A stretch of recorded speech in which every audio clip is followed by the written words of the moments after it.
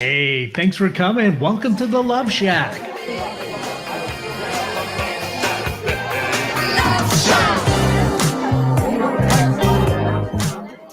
Hey, welcome to the Love Shack. It's a place where we get together, explore fresh perspectives, and eavesdrop on juicy conversations and uncover the mysteries that nobody talks about but absolutely influences our relationships. If you are struggling with your special someone, this show is dedicated to helping couples rescue their relationships.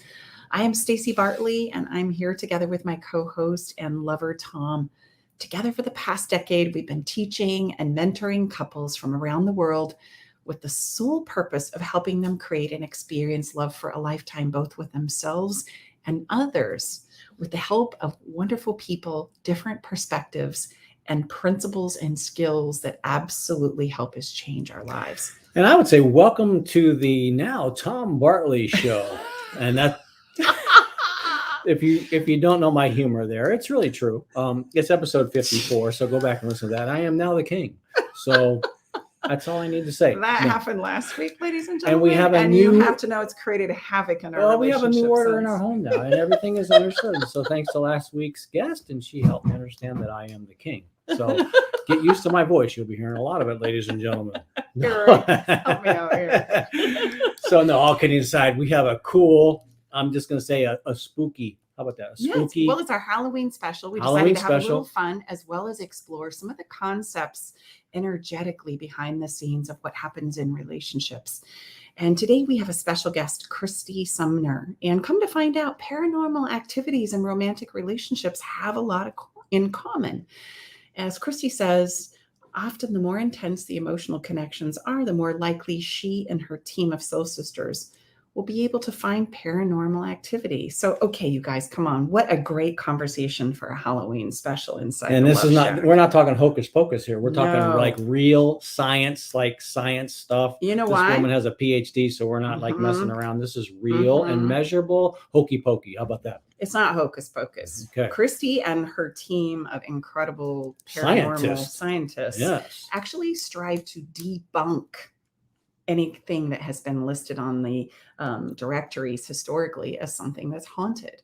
And they take their incredible high-tech equipment as well as their scientific minds, and they try and debunk some of these things that are claimed to be haunted. She is here behind the scenes with us, and we are going to bring her out and have a wonderful conversation about what it is this emotional intensity and haunting have in common for our Halloween special today. It is sure to be something that makes your toes curl and maybe the hair stand on the back of your neck. So don't miss it. We'll be right back after the short break, and we'll introduce you to Kristy. We'll be right back.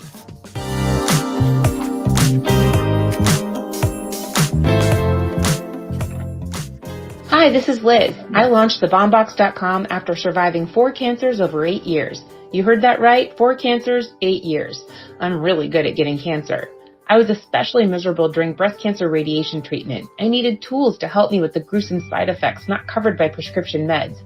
Online searches resulted in loads of bright pink sassy t-shirts and tote bags. I wanted ice packs and lotion, not pink stuff. So I launched thebombbox.com last fall, featuring self-care and gift packages for cancer patients. And the business is exploding. We've been covered in USA Today, NBC, and Yahoo News. Most importantly, we've helped hundreds of patients in our first year alone. We're offering the Love Shack listeners a chance to win a soothing skin and lips box to keep or gift to a friend or family member. To enter the Bomb Box giveaway, simply go to staceybartley.com/fun. And please check out our wonderful line of cancer care packages at thebombbox.com. That's THEBALMBOX.com.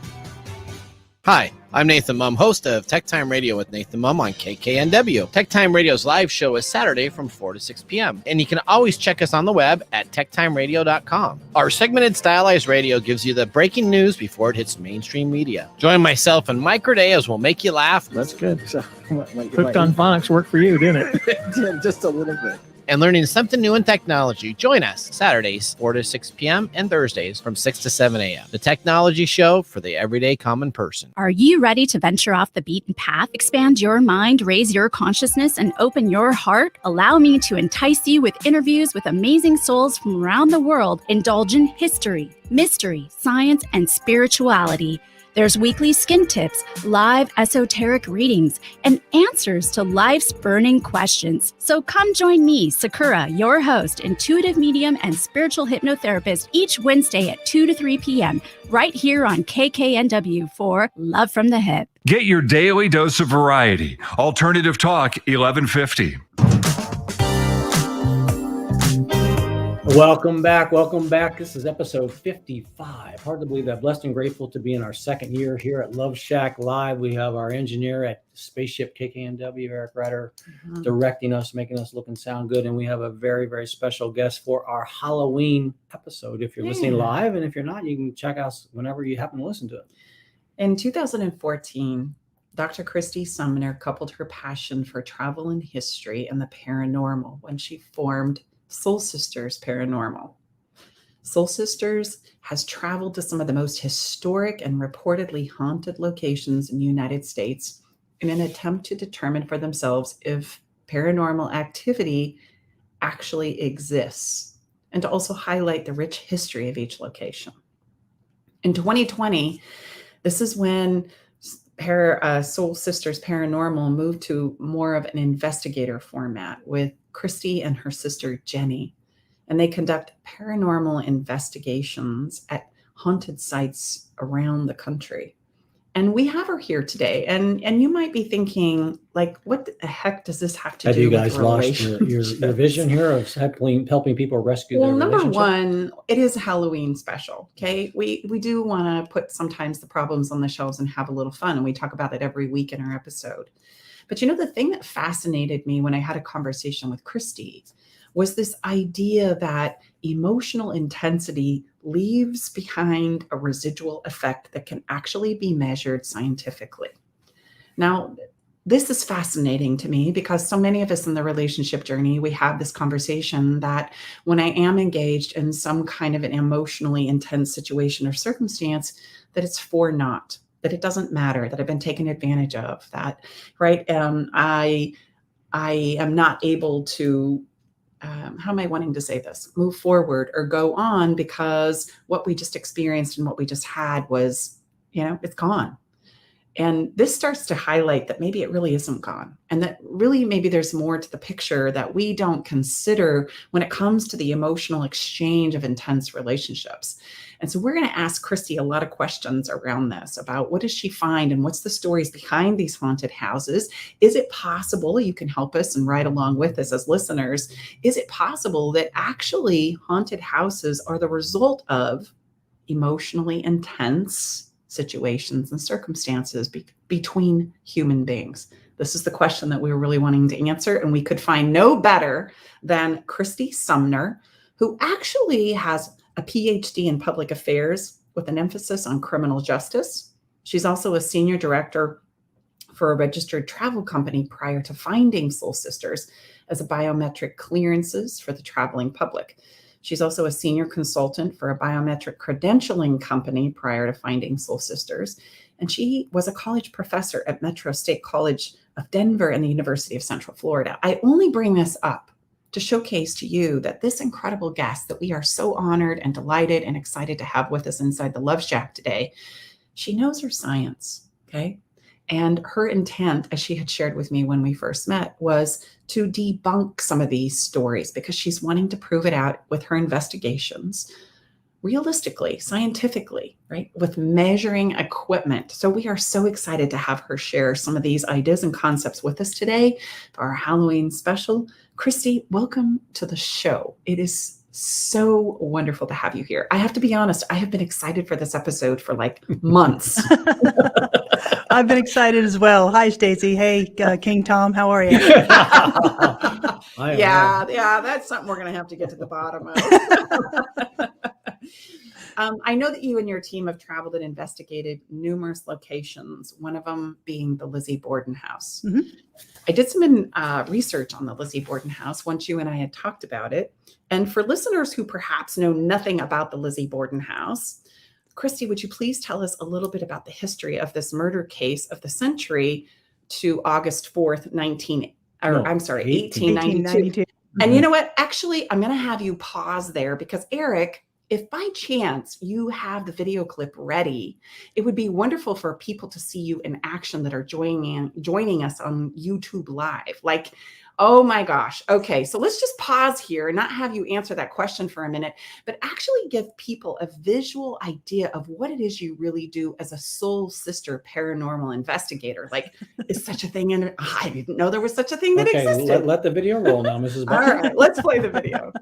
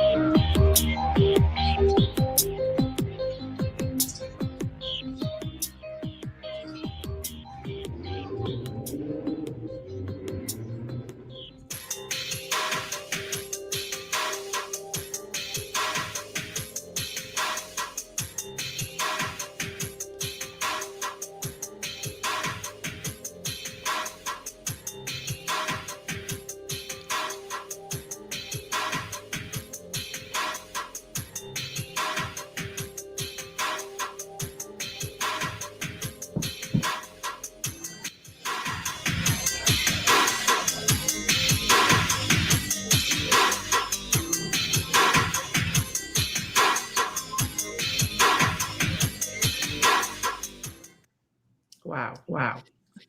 Right. So those of us who are watching this on the podcast directory only, I'm going to encourage you to go and check out the YouTube video. I don't know how to put that into words to help you understand what we just witnessed.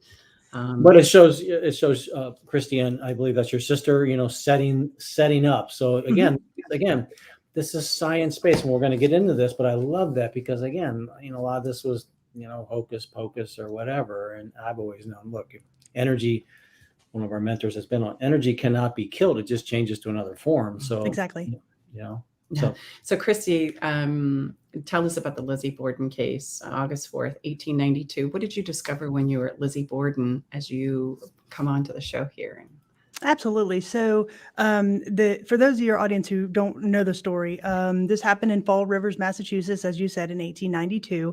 And this was the murder of Andrew Borden and his second wife, Abby Borden.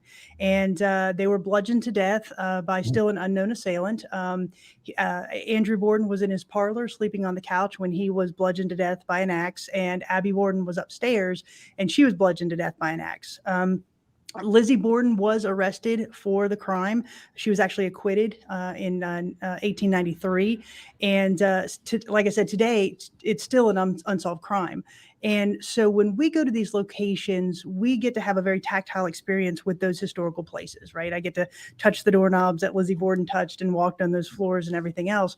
And so to your point earlier, our job that we feel is to go in and control for all the environmental factors that we can control for, i.e. light pollution, noise pollution and such, and in an attempt to see if we can come up with a rational explanation as to why someone would think this location is haunted. So to your point, we do use different techniques. We do use different pieces of equipment.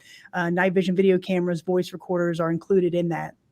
So when we investigated the house, we found some very compelling things that we could not explain in the moment. There were 5 female investigators on this investigation, yet we were capturing men's voices. We were capturing children's voices. All of the equipment that we deployed that night it was indicating that some type of energy was acting upon those pieces of equipment. Again, we can't explain that. And so for us, the Lizzie Borden House was just an amazing investigation. Well, I see you were actually picking up voices, even though there was nobody there. Absolutely. So the very first thing that we do when we go into a location, even before we cross the threshold, we do prior research on the location, but then we turn on our voice recorders when we go in.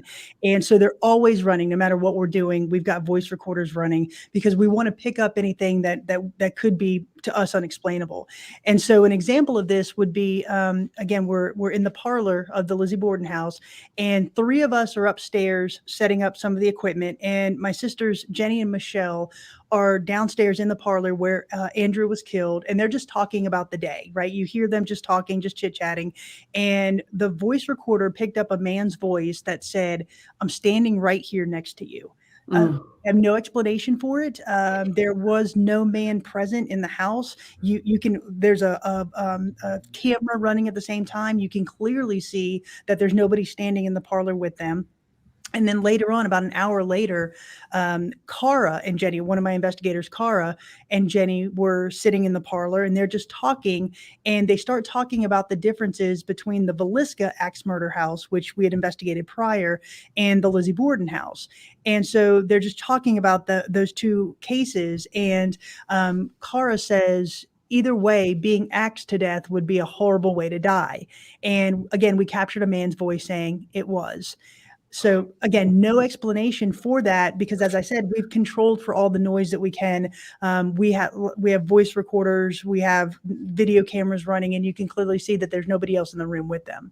Wow, that's incredible. And I think it's important for listeners to understand who Lizzie was in relationship to the other two people that you mentioned, the stepmother and the father. Absolutely. So Lizzie was around 30 years old when this happened, and she had a sister, and they lived in the house with their father and their stepmother, Abby. And Andrew Borden was extremely well off. He was in the textile industry, so he had a lot of wealth there in Fall River. But he really decided that his family was going to live lean. So they didn't have an extravagant home, which Lizzie wanted. They didn't have a lot of frills, even though they could afford it. And Lizzie really wanted to live in a higher class of society than what her father really wanted to keep the family living at. And so there was a lot of speculation that the murders were committed so that Abby and her sister would get the inheritance. And it is interesting when you think about it, because in the order of death succession, if you will, if Andrew Borden would have been killed first, then the estate would have gone to Abby Borden and her heirs. So Abby Borden, and because Lizzie and her sister were not the biological children, it would have gone to Abby's family. So Abby Borden had to be killed first, and it had to be documented that she was killed first. And by that, I mean, she was killed approximately 90 minutes before Andrew was killed. And they know that because the body had already started to cool and the blood had already started to dry. So they knew that when they found her, that she had been killed first, which meant that since Andrew was killed second, then Abby and Lizzie and her sister would get the inheritance. So that's really interesting when you start thinking about that. So there were a lot of reasons to indicate that Lizzie Borden was the murderer. But then on the flip side, there are some other people that would have benefited from the death as well. Again, just having Andrew Borden out of the way, essentially. But as I said before, in 1893, Lizzie Borden was acquitted of the crime. A lot of people think that it was because she was female, that the all-male jury decided that a female did not have that capacity to kill, and that was the reason that they acquitted her. One of the interesting things is that once she was acquitted and she got the inheritance from her father's estate, she never left Fall Rivers. She bought a house about 1.5 miles away, and she lived her remaining years there. She died in 1927, but through all that time, she did not leave. She faced the ridicule of being,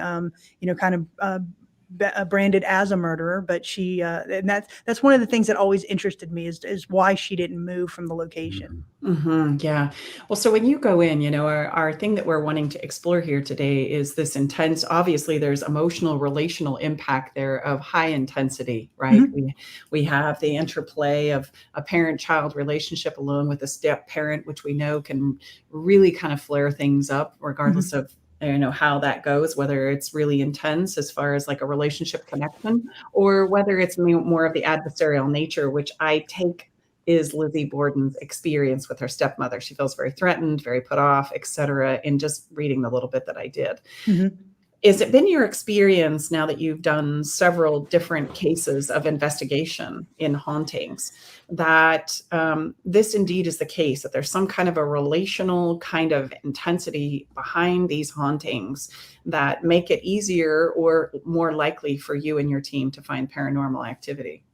Oh, absolutely. And not just at the Lizzie Borden house, every place that we've investigated that has some event that had high intensity or high emotion, or an extreme release of emotion on a very short time frame, if you will. Those have a higher propensity to have paranormal activity or unexplained activity. So for example, it's much more likely that we're going to find something in the Lizzie Borden house versus if we go down to the corner 7-Eleven, just because it just doesn't have that, emotional release. So that's why places like Civil War battlefields, lunatic asylums, prisons, jails, they do have that high emotional, high intensity history and background. And so that is why we feel that we are able to capture things that we can't explain. Yeah, that's such a fascinating experience. And this has always been a theory that I've never been able to scientifically prove. And the thing that I'm wanting to ask you now is, why is it that in the emotional intensity of relationships between human beings, this residual tends to get left behind when the emotions of the situation are more of what we would call a heavy or negative nature, as opposed to the incredible experience emotionally of like two human beings making incredibly passionate love? Right? The lighter, more experiential kinds of emotions that we can experience also as being a human being, they tend to be like these more negative experiences. And I just want you to confirm that kind of suspicion for me and what your thoughts are there. Well, not so much negative. The places that we've investigated, as you said, are those places that have those high energy emotional states, right? Prisons, insane asylums, lunatic asylums, axe murder houses. And so we expect to find those. And that is more what we call somewhat of a residual haunting, to your point. But there are also other instances where we capture things that are more of a positive relationship type of a situation. So I'll give you a personal example of that. Yes, please. So my granddaddy died in 1986, and he was the only husband of my Nana, my grandmother. So we called her Nana. And so they loved each other. They had a great relationship up until his unexpected heart attack in 1986. And so my Nana and I were extremely close. I mean, I'm actually named after her. And so she lived. She never really remarried. I mean, she dated some. She never really remarried or anything like that. And so in 2016, I had an extremely intense dream, probably the most intense dream I've ever had in my life. And my granddaddy came to me in this dream, and I asked him what he wanted. And he said, "I'm waiting for your Nana. You're going to be getting a call soon." And I can tell you how he smelled. I can tell you how the drawstrings on his pants were tied. That's how intense this dream was. Wow. How his shirt was buttoned and all of that. And so I woke up, and it's just one of those things where you wake up, you remember everything about it. It was extremely intense, but you don't really know what to do with that information, right? Mm-hmm. So I just kind of said, okay, that was a very intense dream. About 3 or 4 weeks later, we got a call that my Nana was in an accident. She had fallen. She had broken her hip, like pretty much crushed her hip. And so she had surgery, and she ended up getting MRSA, and she never really recovered from that accident. So she went into hospice, and she was in hospice for probably about 3.5, 4 weeks. Mm-hmm. And during that time, she was saying that she was seeing granddaddy and all of that. And so she had that kind of, mental connection with him. And so on the day that she passed, and with permission from my family, I looked at my twin sister and I said, I know where she's going. She is going to go meet granddaddy in the spot that was depicted in this dream. It was in his office, in this house that they lived in together. And so Jenny and I grabbed some equipment, and we went to the house. Now, the power had been turned off at the house because she had been in hospice for so long, and we never really expected her to go back to the house because we knew she was going to pass in hospice. So we went to the house, and we have 2 meters. They're called K2 meters. They're designed to measure electromagnetic energy, i.e. power. There's no power on in the house, and we had nothing on our person that emitted any type of power. One of these meters is gray in color and one is black. And so we stood in the spot that was depicted in my dream, and we're holding these meters out. And there's a light array on the meters. They go from green to red. Red indicates high energy. Green means there's no energy to be found. So I'm holding these 2 meters, and they're about 1.5 feet apart. And I said, Nana, are you here with us? Both of the meters indicated that there was energy acting upon it. They spiked up to red. And I'm not moving them. And I said, okay, can you stop on those meters, back away, and just go to the gray meter? And it did. The gray meter started lighting up. The black meter did not. And I said, just to confirm, can you stop on the gray meter and go to the black meter? And it did. And so through a series of questions, we were able to determine what I feel is that Nana met up with Granddaddy, and they ascended to whatever's next together. I'm a Christian, so I'll call it heaven. So they ascended to that together. We went back, because just to confirm this, we went back a week later, did the exact same experiment with the exact same pieces of equipment, asking the exact same questions, and did not get any response at all. No blip or indication on anything that we had. And so for me, it was a very peaceful feeling. It allowed me comfort to know that 2 things. One, that when we pass, we're going to be met with somebody that knows who we are and has a connection with us. And that 2, that they met up together, that Nana wasn't alone, that she met up with Granddaddy and they moved on together. And so that's my belief in what happened. And so, back to your question earlier, I do think that a lot of the places that we go to, just by their nature, have that negative feel, but there are also indications that we have positive relationship and spiritual energy remaining as well. No, that's so cool. Because, in the relational field, which is highly energetic and all emotional, which is fluid, fast, dynamic, shape shifts, time travels, right? It has all the permission in the whole wide world as far as energy goes. It can really take us places. And that's what we love about it. And that's also what terrifies us about it. And sometimes when things don't go the way that we thought they were going to go, we have this tendency to believe that it was all for naught, that it was ridiculous, that how could I be so stupid? How could I have not known? How could I have not seen that coming? Without realizing that each and every experience like that, energetically, emotionally, contributes to and leaves this residual effect around. And can't experience that, right, intensity without somebody else experiencing it along with us. So it's real, it's memorable. What we choose to do with that is totally our accord, but it really is matter that we get to decide how it is we're going to impact and implement that into our lives moving forward. And your work and your incredible science kind of proves that for me, which I just go, yay. And my theory behind negative emotions is that negative emotions have just a heavier weight to them. If we were to measure them on the scale of like the chemistry table, right? Those intense emotions that are more of the negative nature, we would label, right? It's all just emotion. They just have a little more property to them. They're a little heavier. So if we were to put them on a scale, right, it would go like dunk, right? And yet when we feel more inspired and in love and lighthearted, that's how we describe that emotion inside of our physical bodies, as though it is lighter. I feel lighter. I feel better. I feel like I could fly. I feel like my feet are above the ground, right? Everything is good. And it's fascinating to me that as human beings, we describe our more lighter, inspired experiences in that capacity, right? Is there anything in your experience within your investigations that kind of affect you in this way, where you sense, oh man, this is really heavy, or wow, okay, this seems like incredible. Like you had said with your grandparents, I felt so much better to know that, the moment of inspiration and lighthearted energy or emotions, as opposed to the, I can only imagine in an insane asylum or in a jail cell or something, right? Holy cow, there's got to be a lot of intensity there. There really is, and for us, like I said, we go in to try to find out those answers from a research mindset. But it is when you walk into a former maximum security prison or to the Trans-Allegheny Lunatic Asylum, to me, it's not so much the relationship energy that is there. It's basically the life energy that really is permeating the walls. In the example of the Trans-Allegheny Lunatic Asylum, we're talking about a facility that was built in 1864, and it was in operation until 1994.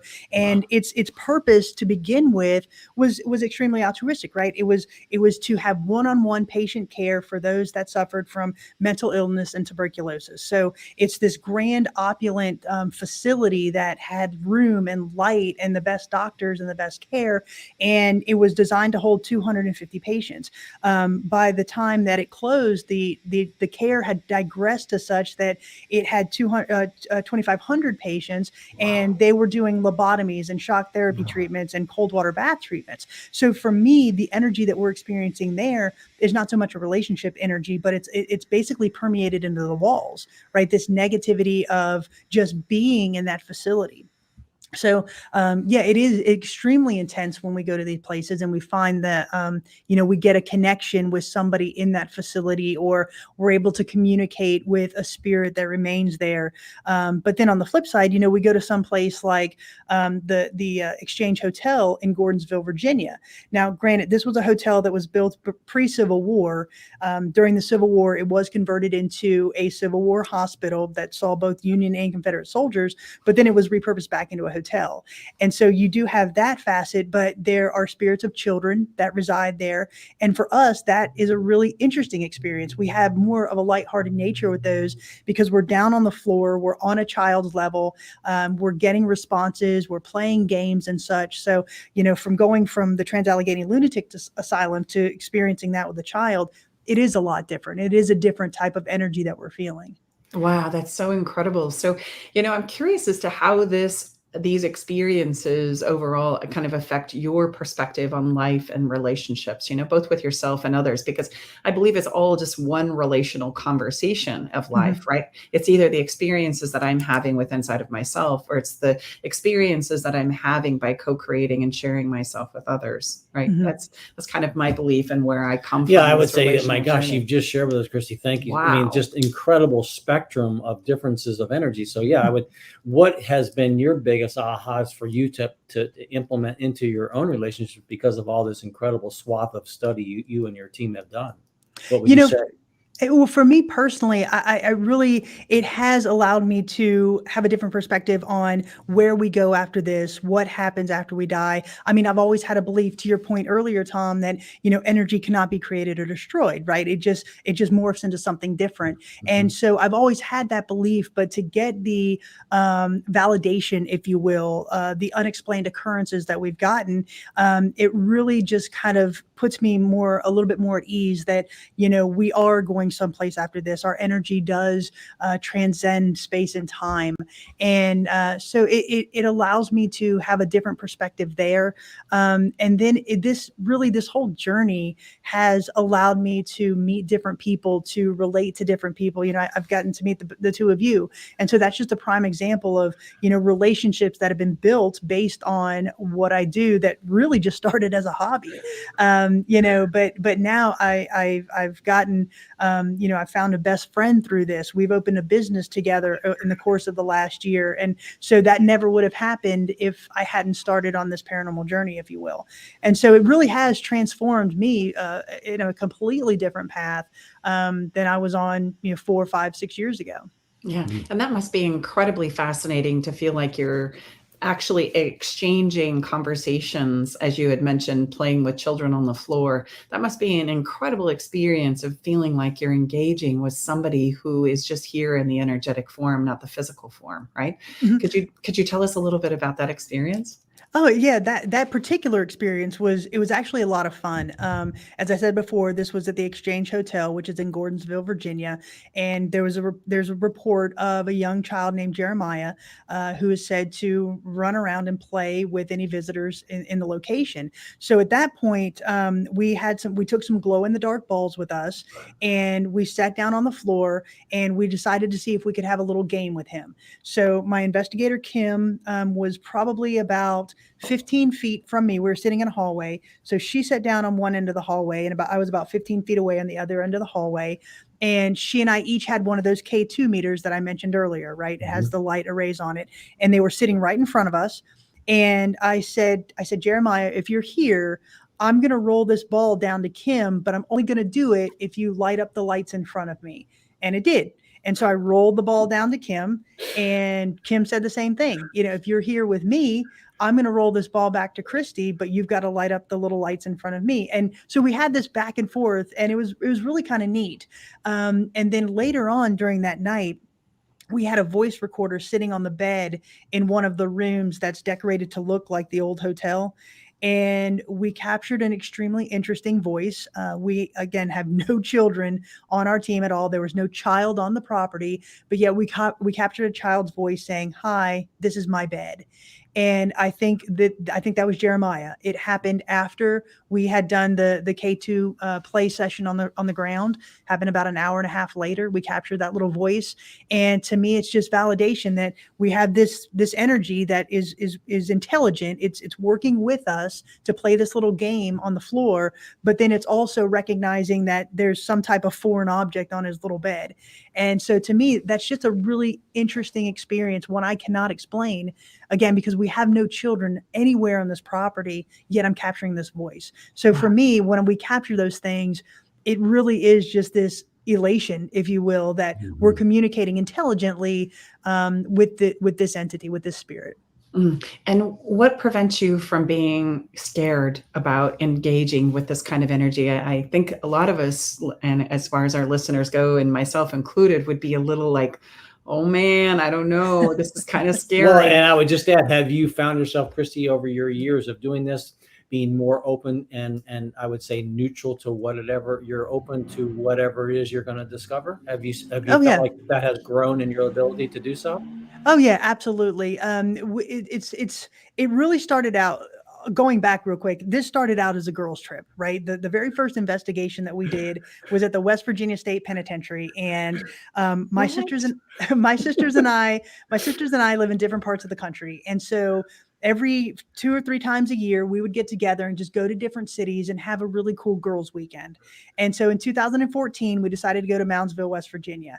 And we had a family friend that sat on the board of the West Virginia State Penitentiary. And he said, while you're here, why don't you just take one of your nights and stay in the prison? See if you can communicate with our spirits. Yeah.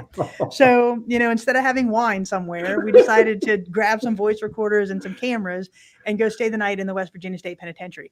Now, like I said, very rudimentary, but we were hearing doors slamming, we were hearing footsteps, we were hearing voices. And I'll admit that's startling in the moment, because you're not in these instances, we're not relying on sight, right? Because everything is in the dark. Mm-hmm. So we're relying on hearing that becomes very acute. We're relying on smell, on touch in some instances. And so it really becomes a little bit startling, but the more we've delved into this, it has become fascinating to the point where we're expecting and wanting something to happen so we can try to communicate and engage with these spirits to see if we can tell their story, because that's legitimately why we're there, right? The first reason is to give a very historical, detailed narrative of the locations that we visit, because we think that the history is the most important.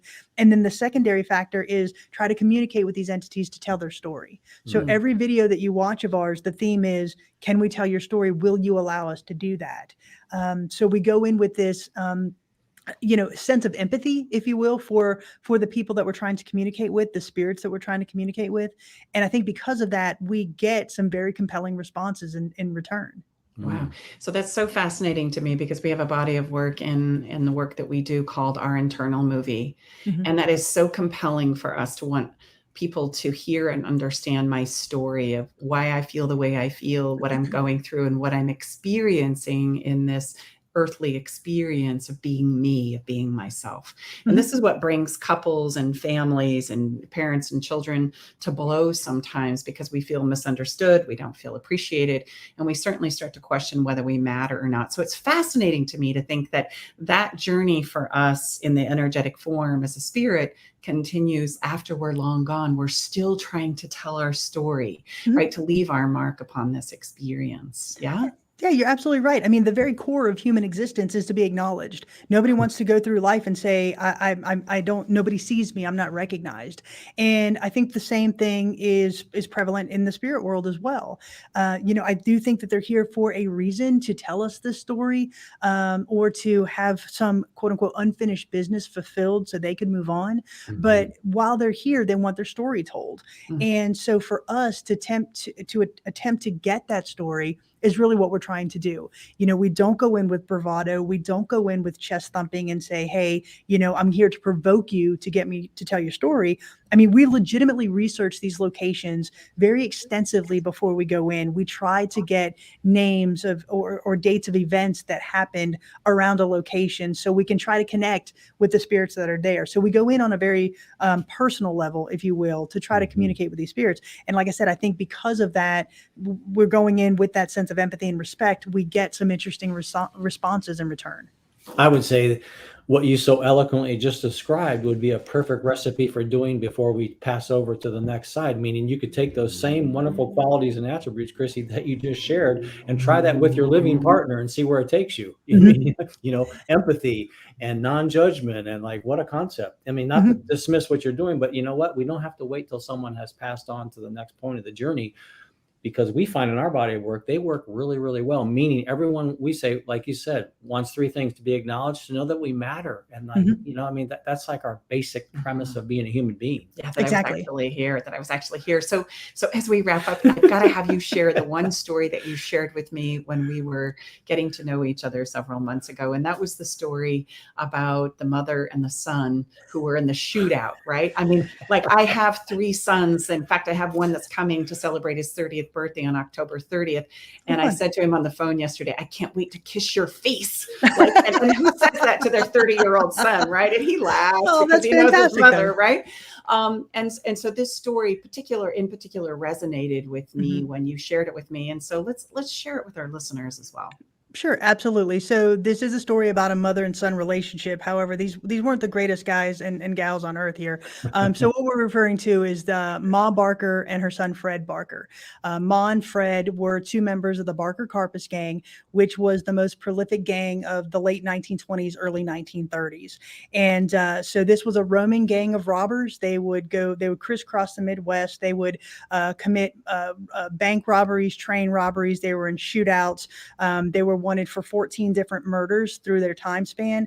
And the problem at the time was there was no real federal jurisdiction that can control these gangs. J. Edgar Hoover came onto the scene in 1924 as head of the Bureau of Investigation, which was the predecessor of the FBI. And so he really wanted to standardize things, but he really didn't have that strong arm of the law yet, if you will. In 1934, the Barker Carpus gang decided that they would escalate into kidnapping. And so they kidnapped a guy by the name of William Ham. And then they got about $100,000 ransom for him. And then they kidnapped Edward Bremer and they asked $200,000 ransom for him. Now they crossed state lines with Bremer from Minnesota to Illinois, which now was against the Lindbergh Act, which is made crossing jurisdictions with a kidnapped victim a federal crime, which now allowed J. Edgar Hoover to really go after them. So in the fall of 1934, the gang dispersed, and Ma and Fred Barker went down to a little town in Central Florida called Ocklawaha, and they rented a home that was owned by Carson Bradford. And the home, they rented it under the alias of T.C. Blackburn. And so in January of 1935, J. Edgar Hoover found Ma's other son, Arthur, who they called Doc. They found him in Chicago. And so when they were rummaging through his artifacts, they found a letter referencing this lake in Central Florida and an alligator named Big Joe. So they went down to Central Florida and they asked alligator trappers, is there a lake that has an alligator named Big Joe in it? And they said, yeah, this little Lake Weir, which just happened to have this little town, Ocklawaha, by it. So the FBI went down there. They tracked Ma and Fred to this house, again in Ocklawaha. And on January 16th, 1935, at about 5:30 in the morning, the FBI descended on this little rental house. It culminated in the longest gun battle in FBI history, and Ma and Fred were killed in that gun battle. They were killed in an upstairs room of the house. And so the interesting thing is after the shootout, the owner had the presence of mind to preserve it as it was during the shootout. So you walk into it today and there's bullet holes all over the wall. There's bullet holes in the furniture. The sconces are the same. The hardwood floors are the same. The only thing that's different is the windows. So in 2016, they wanted to sell the house, but the new owners, they wanted to sell the land, but the new owners wanted to demolish the house. So Marion County, Florida took the house and they moved it to a new location. So it now sits vacant on about 40 acres by itself, no power and no water to this location. So we asked if we could be the first team to investigate this house. So when we went in, I wanted to encompass the anniversary of the shootout. And so we left equipment to run overnight by itself on January 15th, and it ran until the morning of January 16th, which would have been the 83rd anniversary of the shootout. And so we left, nobody was in the house. When we went back and analyzed the equipment, we were capturing the sounds of doors slamming. We captured a man's voice saying, "Get out." We captured what sounded like a chair being drug across the hardwood. But the most compelling thing that we captured was our voice recorder in the room where Ma and Fred's body was found, captured two voices. The first one said, "Freddie." The next one said, "Yeah, Ma." And the first one said, "Get ready." And so for me, that is an indication that there is something spiritual going on in this house. It was extremely compelling. And I think that is actually what they said before the shootout happened 83 years prior. And so for us, it's just that compelling evidence that the spirit activity does exist in that house. It continues on. It's so cool. Well, Kristy, thank you so much. I mean, you've confirmed so many things that I had already suspected were true. That our emotional intensity that we create in our lives, both with ourselves and with others, really does have residual impact, right? And you can measure it, you can analyze it. And I love that idea that we came away with, that our stories, right? That we acknowledge the fact that we existed, that we were here, that we played a role in the human story of humanity. It really does matter to us. And we do that, right? Even after we're gone, right? We love our stories to continue on behind us. So thank you so much for the work that you do and the fascinating experience of having you celebrate this Halloween special with us. And where can people find more about you and your work, Kristy? Our website is www.soulsistersparanormal.com. We're also very active on Facebook under Soul Sisters Paranormal. We also have a YouTube under Soul Sisters Paranormal. Any information you want to find, probably go to our website, but all of our videos and such are on YouTube as well. Oh, so great. Thank you so much for your time here. Happy Halloween. Happy Halloween to you both. For the work you do. Thank you so much for the time. I really appreciate it. You betcha. We're going to take a really quick break, and then we're going to come back and have a quick bit of fun. We're going to continue the fun along here with our little follow the fun. So we'll be right back after this quick break, and you kind of let that set in like, wow, that's amazing.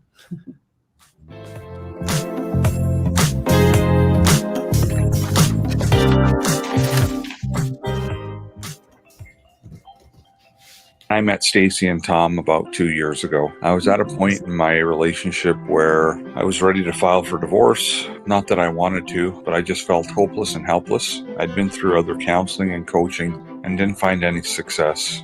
With Stacy and Tom's methods, I was able to eliminate insecurities, set boundaries, plant my flag, eliminate rabbit holing. I was separated from my wife for a year, and I have since moved back home for the last 6 months now. I still refer back to a lot of the teaching that Stacy and Tom provided, and it's helped me. It's well worth it. Learn the simple 3-step system to rescue your struggling relationship by registering for Stacy's brand new free workshop. Reserve your seat by going to stacybartley.com/workshop. Ready to shake things up?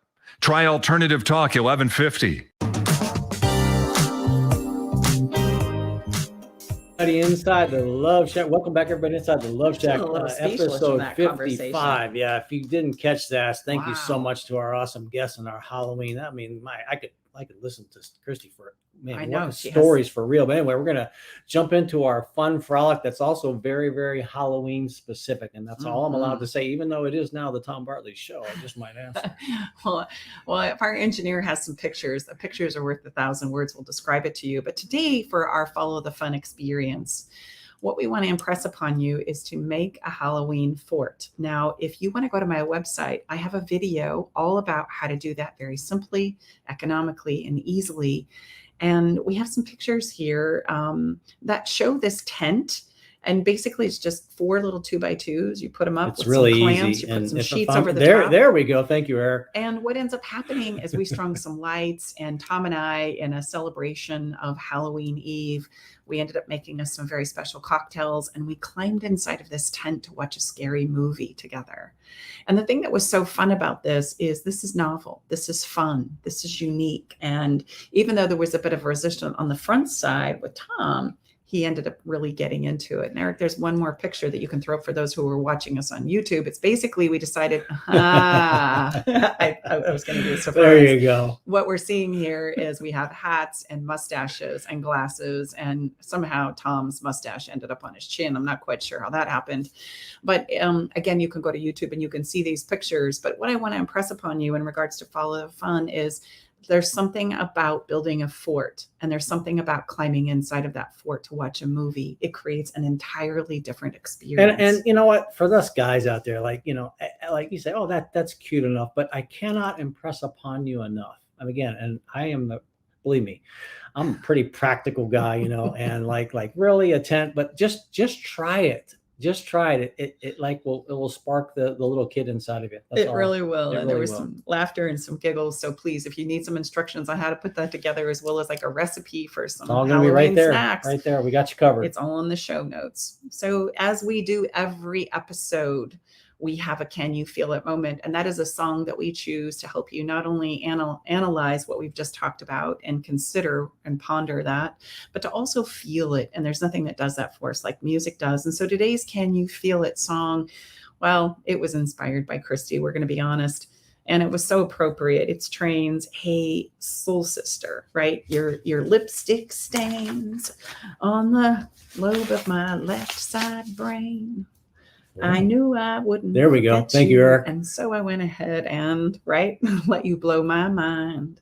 Nice Hey, job. Soul Sister. If you go back a number of episodes way back, we had Stacy's voice teacher on, and that was an incredible episode. Yeah, so. it was. So you can catch the playlist that we custom designed just for you. That's also included in the show notes every week, every episode. Was that show notes or show notes? Show notes. I'm sorry. Notes. That's Every all right. episode has a show note that has been put together for you so that you can feel this. And hey, Soul Sister, that was such a great conversation today. And we do leave behind the residual effects of our emotions and our thoughts and our dreams, both with ourselves and with our lovers. And consider that, because what I want you to realize is, like I'd said before, when we think that it doesn't matter, that it doesn't play out, or that, right, this is all for naught, or how could I be so stupid? Those intense moments of emotion that were actually exchanged between one living being and another, they're real, they're residual, and they matter regardless of how it ended in the end, right? Well, and I would say that, you know, to think that we're not going to have an emotional experience with the one that's closest to us would be the same thing as like an athlete not realizing that they're going to need to tear down their muscle with strategy to make it stronger. So people come to us when they don't have anywhere else to go and they're not sure because they think their relationship is over. So my point there is you don't have to wait till it's that point. Obviously, with Kristy being our guest, she has measured, meaning that energy is going to continue. I would say we don't have to wait. We can, but you could choose to not wait until it gets to that point to where we pass over the other side. And we're still looking to be acknowledged and appreciate and know that we matter. Or You maybe can we do could do that right both, now before right? we're dead, or pass on, or whatever our belief system is. Use the trigger, the intense flood of emotions in your relationship, and you know you need to rescue it. Okay. And that's how we can support you and serve you and put our loving arms around you digitally or in person if you live here in the Northern California area, and help us help you. Mm-hmm. I love that. And like I just said, while speaking over you, I apologize for that, but we could do both. What if you would express it now and you had an effect later? Wouldn't that be so cool? Like Yes. you lived on forever, which I believe we do. And the effects that lovers have on our lives, children have in our lives, incredible friends and dear loved ones have in our lives, it's real and it does live on with inside of us. And so I don't find that to be stupid at all, right? It may not take us where it is we think it was going to take us, but there's nothing silly about that. So may we all find a place today with this conversation to appreciate things past and present, the impact that people have made on our lives. And if I'm missing them, Well, geez, that means that they left a real imprint on your heart, didn't it? Those lipstick stains. Absolutely. So thank you so much to our guest. My gosh, the stories and things that Kristy was shared, we'll definitely have her back. Yeah. Kristy, thank you for being our guest on the show today and spreading some love. Come on back next week and join us for some additional ways to improve your sex, love, and relationships in your life. If you found value in being here with us today, we're going to ask for you to help us spread the love. And know that we are here to support and serve you. These conversations, we put a lot of thought into them, and we want to stir up your thinking and cause you to feel something. So enjoy the songs as well. We're Tom and Stacey Bartley. We're the hosts of Love Shack Live, together with our incredible engineer, Eric Ryder. Thank you so much for being here. And check out some of those visuals. We had some fun visuals today on YouTube. Or on Facebook Live as well. Yeah, that's true. Thanks for being here. Or if you're listening, maybe that will prompt you. You can go to the YouTube and find what words that we're hearing. You're hearing us audibly describe. All right, King Tom, it's time to say goodbye. Thanks a lot. You really have a fun Halloween. If you're listening to us live, if you're not, you can go back and pretend Halloween is again. Thank you to Eric, and we'll see you at the same time next week. And don't forget to build that fort we talked about. You need some instructions. You can find it on the show notes. Bye-bye for now.